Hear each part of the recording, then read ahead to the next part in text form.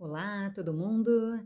Sejam muito bem-vindos ao podcast legal da Faculdade Guilherme Guimbala, mantida pela Associação Catarinense de Ensino, na cidade de Joinville. No mês de agosto, denominado Agosto Lilás, os alunos do curso de Direito da faculdade, estagiários do CERNEMAP, Centro de Referência em Núcleo de Extensão Maria da Penha, trazem para a comunidade informações importantes que alguns entrevistados por eles apresentaram. Ouça, curta e compartilhe. Você pode estar ajudando alguém com essas informações relevantes.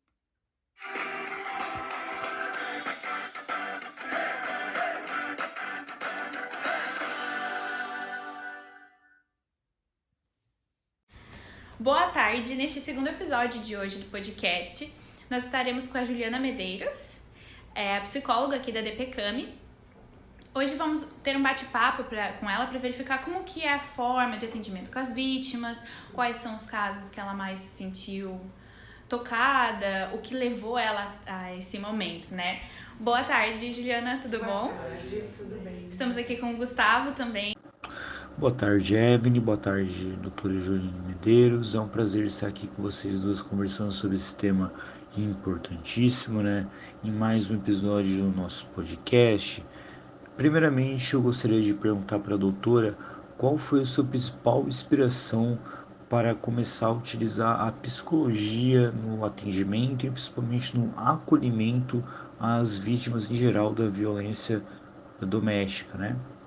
Não, acho que é importante, assim, primeiro situar, né, que o trabalho da psicologia dentro das delegacias de polícia, ele não se restringe a isso, mas tem como foco principal os processos de avaliação psicológica para fornecer elementos para a composição dos inquéritos policiais e os procedimentos decorrentes, né? Não é que não se faça acolhimento, não é que não se possa fazer o acolhimento, né? É algo que é importante, que cabe nesse ambiente, né? Mas geralmente os atendimentos aqui eles são voltados muito mais para fornecimento de informações do campo da psicologia, né? Bom, eu acho que o que mais me motiva a trabalhar nessa área, nesse campo, assim, é uma identificação com o feminismo, né? com a defesa das mulheres, a defesa do direito das mulheres, né? E também de crianças, porque também acho que é importante destacar, né, que em Santa Catarina a gente não tem o que no resto do país comumente é conhecido como DEAN, né, que é a Delegacia de Atenção às Mulheres, ponto. Né? A gente tem então a DPCAMs, que acaba sendo um híbrido, né? São delegacias de proteção à criança, ao adolescente, à mulher e ao idoso. Então, uma demanda bem complexa. É um combo, e acaba sendo muito amplo, assim. Eu sempre digo que, como tudo na vida, há vantagens e desvantagens, né, disso tudo. E eu acho sempre também importante destacar assim, que Santa Catarina é um estado de municípios pequenos, né? E que se a gente precisar se organizar em separado, delegacia de proteção à criança, delegacia de proteção ao adolescente, delegacia de proteção à mulher e delegacia de proteção ao idoso, né? Talvez municípios como Floripa, Joinville, né, conseguissem se organizar, talvez. Né? Mas para municípios pequenos, provavelmente não se teria nenhum desses demanda públicos. Tão alta também, né? Não, e aí efetivo, porque manter uma delegacia funcionando, né, precisa de um mínimo de profissionais e tudo mais. Então, o que acontece? A gente acaba tendo esse combo, né? O trabalho da psicologia, pelo menos na minha experiência, né, a maior parte do tempo é dedicado aos crimes relacionados né, contra crianças e adolescentes, menos a mulheres, tá? Mais uma vez, como eu disse, não é que não se faça atendimento às mulheres, mas a maior parte do tempo e a maior parte da demanda que a gente recebe são relacionadas, então, a casos de crianças e adolescentes, né? Sim. Atualmente, né, de forma mais recente, a gente tem recebido também com com a intenção de avaliação psicológica, quando há uma suspeita do crime de violência psicológica. Por quê? porque aí precisa também dessa manifestação técnica do campo da psicologia, já que esse crime envolve não só a ação do autor, né, mas também o impacto na vítima. Né? Então, a fim de a gente entender esse impacto na vítima também e fazer uma correlação com um suposto ato, então esse crime tem agora, né, de uns tempos para cá, vindo, porque é um crime novo, né, tem vindo então para o setor de psicologia também, mas também com esse viés, assim, mais uma vez, não que não se acolha, não que não se faça um atendimento com um objetivo de cuidado, né? Porque todo o atendimento psicológico mesmo, com foco avaliativo, ele precisa ser pensado no cuidado com as pessoas que estão sendo atendidas, Sim. né? Mas sempre lembrando que a demanda de trabalho é do fornecimento de informações para o procedimento, né? Isso não quer dizer que a gente tenha que ignorar o cuidado com as Mas pessoas. É que vocês trabalham com tanta demanda também que não tem como só focar só em uma. Por isso, por exemplo, no Cernemap ali a gente tem o apoio psicológico, a parte de separação, de alimentação também, tanto para a vítima quanto para a criança, caso tiver. E nessa parte que você mencionou da violência psicológica, vocês chegam a trabalhar com os homens também nessa questão para entender onde começa, onde inicia?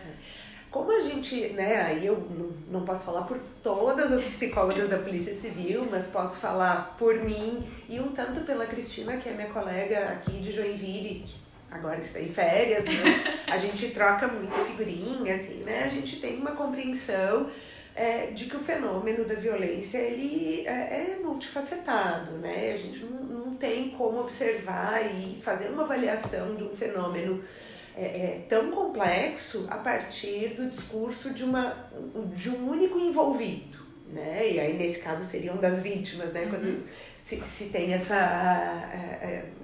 entendimento de fora de que a gente vai fazer o acolhimento às vítimas e focar na vítima, né? Só que a avaliação, ela tem esse foco no fenômeno, e o fenômeno envolve, né? Aí pegando, a gente não trabalha exatamente com essa terminologia, mas pegando o que também é mais familiar para vocês no campo do direito, né? Com a vítima, com o autor, né? Por vezes com outras pessoas envolvidas, né? Raramente a gente chama filhos, tá? Especialmente se forem crianças, né? Porque aí é colocá-los numa situação, inclusive de se posicionar contra pai, contra mãe. Não são termos adequados, né, para Exato, cidade, né? Exato.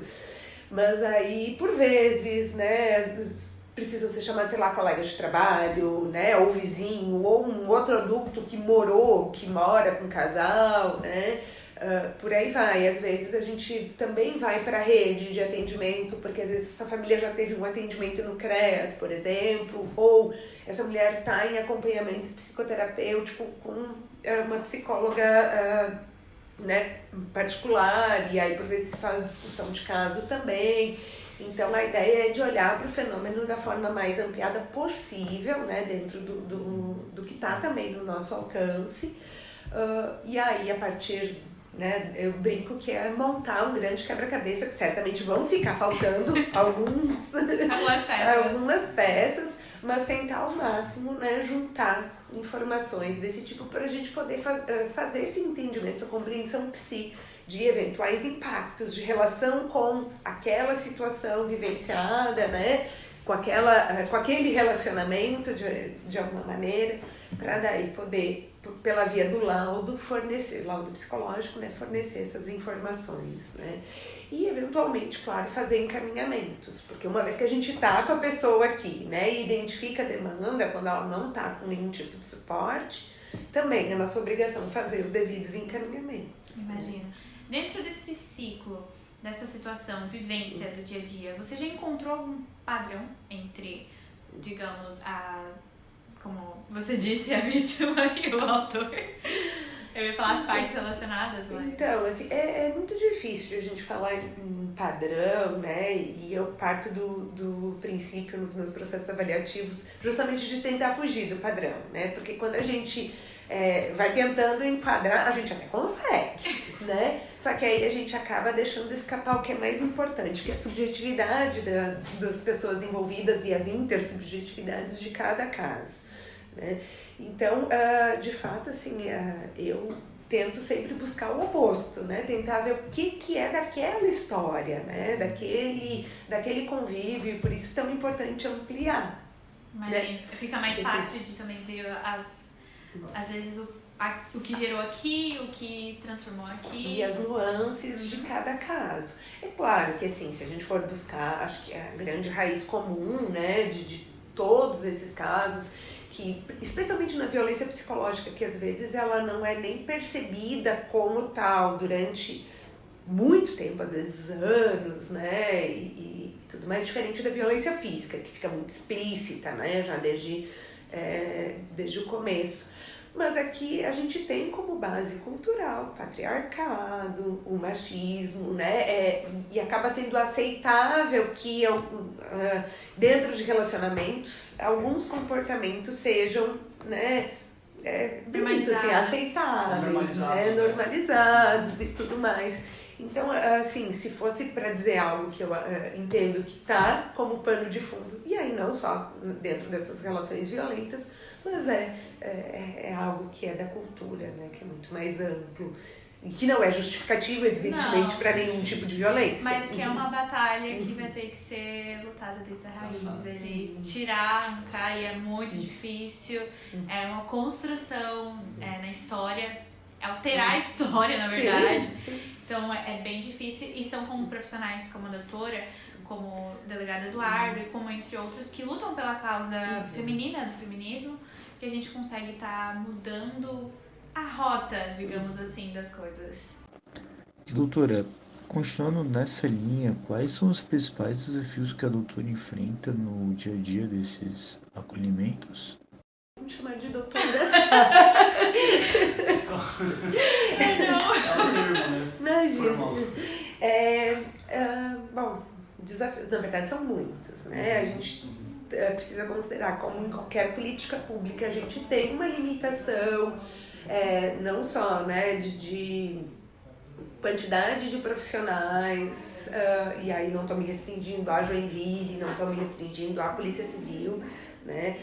Tem, obviamente, também, né, uma restrição em termos de materiais técnicos, né? Se a gente for pensar algo que a gente entende hoje que poderia contribuir muito nos processos avaliativos, que são alguns testes psicológicos, hoje a gente ainda não tem acesso aqui, né?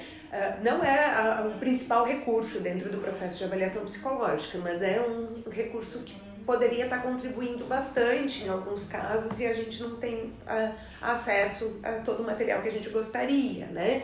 Então acho que sempre é importante. Também em termos de recursos, né? Se a gente for pensar, assim, vocês estão vendo que aqui as salas são com divisórias, né? A gente não tem um isolamento acústico adequado, por exemplo, né? Então são questões de ordem concreta, material, assim, esse lado né? Mas os outros não. Estou observando assim. Então, a gente sabe que a depender dá pra ouvir, a gente tenta preservar ao máximo, mas sabe-se, né, que essa é uma limitação, né? Então a gente sabe também que não vai dar a resposta que todas as pessoas esperam, né? Nem da psicologia, tampouco da Polícia Civil. Acho que é importante também essa questão de situar, assim, porque obviamente que o acolhimento e o cuidado, eles são importantes, né? E as pessoas precisam disso, às vezes mais disso do que de qualquer outra coisa, né? Mas também acho que dessa compreensão do trabalho em rede, né? Porque a segurança pública, ela vai ter a sua função institucional, né? E mesmo a gente da psicologia neste âmbito, né, precisa responder aquilo que é da psicologia, mas no âmbito da segurança pública, daquilo que é função da segurança pública, né? E para isso a rede precisa funcionar. Porque a gente precisa ter segurança de que a política de assistência social também vai estar lá para dar o suporte, e eu sei que assim como a segurança tem suas pendências, a assistência social também, talvez até mais, né? A saúde precisa ter, né, precisa estar amparada, precisa ter equipe, e a gente sabe que, né, hoje no município tem muito déficit de profissionais, tanto na saúde quanto na assistência social, e aí fica se esperando muito de que é na segurança pública que vai ter esse cuidado, né? E mais uma vez, a segurança pública precisa cuidar sim daquilo que atende. Mas algumas funções de cuidado não são de competência da segurança pública, né? A gente precisa ter rede funcionando, né? A gente precisa, e aí, por vezes, se espera, né? Outra coisa que é importante, assim, né, nessa lógica, é capacitação de profissionais, inclusive dentro da segurança pública, para lidar com esta temática, né? Porque comumente o policial quando inicia a sua carreira, né, tem sua expectativa de trabalhar com outros tipos de crimes, né? E muitas vezes, eu não falo especificamente da equipe da DPCAM de Joinville, né, mas de outras delegacias pelas quais eu passei e tudo mais, são profissionais que muitas vezes não se identificam com a demanda relacionada à DPCAM, né? E aí, claro, isso acaba sendo mais um entrave, né? Porque, obviamente, ninguém é obrigado a gostar, né, de nenhuma temática em específico, mas talvez em termos de gestão seria interessante que houvesse uma destinação dos profissionais mais identificados, né? E aí sim, capacitação e tudo mais, né? Mas isso, e rede, acho que Deus total, porque muito se cobra da parte de segurança pública, de saúde pública, muito se cobra, pouco se valoriza. Tipo, vocês estão fazendo o básico, vocês estão fazendo o mínimo. Não é o básico, não é o mínimo, é um trabalho muito árduo, muito grande. Então, além de ser cobrado, eu acho que teria que ser valorizado, porque você estimula aquele funcionário que tá ali desmotivado às vezes, que não criou, mas começa a criar uma relação com a situação, seja na área da saúde ou seja na área da polícia. É bem interessante a gente ter que valorizar essa parte e cobrar um pouco menos. Porque eu não fui bem entendido, porque demorou 2 minutos. Mas eu não acho que tenha que cobrar menos, né? Talvez às vezes precise direcionar a cobrança de forma adequadamente, né? Se a gente está falando de política pública, né? Quem tem essa por função, né, a gestão das políticas públicas? Porque se é falta de efetivo, né, por vezes, né, pode acontecer de ter um mau atendimento localizado em um profissional, sim, né? E eu não estou negando que isso ocorra, a gente sabe que ocorre e tal, mas, né, se isso tem sido recorrente, tem acontecido em diversos espaços, né, e com diversos profissionais, né, tem um problema que é macro. Realmente tem que ter uma visão um pouco maior sobre isso também. Que muitas pessoas não têm. Sim. Conhecimento, por exemplo. Eu não tinha esse conhecimento nessa parte macro, né? Às vezes individual. Mas a gente agradece muito a atenção, Juliana. Ajudou muito, o episódio vai ficar muito legal, as pessoas vão gostar muito. Que teve muita novidade que acho que grande parte não tem essa noção ali. Você conseguiu trazer muito bem. Muito obrigada, viu? Tem alguma consideração final? Não, acho que é isso. Tudo bem, muito obrigada. Estou à disposição aí.